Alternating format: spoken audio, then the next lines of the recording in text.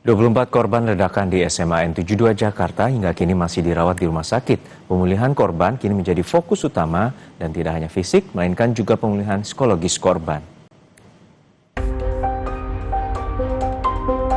Hampir sepekan berlalu dari insiden ledakan di SMA 72 Kelapa Gading, Jakarta Utara.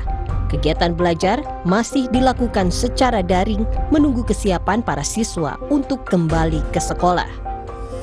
Sementara itu, 24 siswa SMA N72 Jakarta yang jadi korban ledakan masih berjuang sembuh dari luka bakar dan gangguan pendengaran.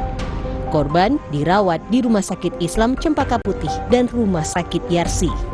Beberapa korban bahkan mengalami kerusakan membran telinga hingga harus dioperasi. Jadi yang dirawat sekarang itu masih ada 11 yang 6 orang yang dalam proses perawatan dengan kebocoran membran telinga.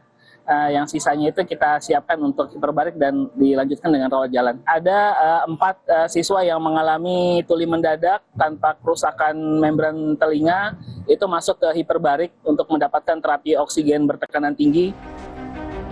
Kementerian PPPA turut terlibat dalam pemulihan anak-anak yang menjadi korban ledakan di SMA N72.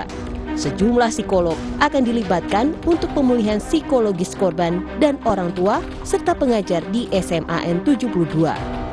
Karena yang dilakukan pendampingan ini bukan hanya sekarang yang sedang sakit, guru, orang tua, dan juga siswa lain yang ada di sekolah itu menurut saya sangat penting dilakukan pendampingan. Pendampingan psikologis ini yang utama bagi kami dan besok kita akan berkoordinasi lebih lanjut. Baiknya apa yang kita lakukan untuk anak-anak, ya, untuk keluarga dan juga untuk guru-guru.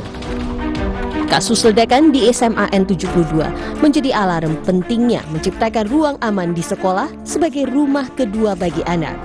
Guru Besar Universitas Pendidikan Indonesia, Cecep Darmawan menyebut pihak sekolah harus peka mendeteksi perilaku siswa dan menyalakan deteksi dini kesehatan mental.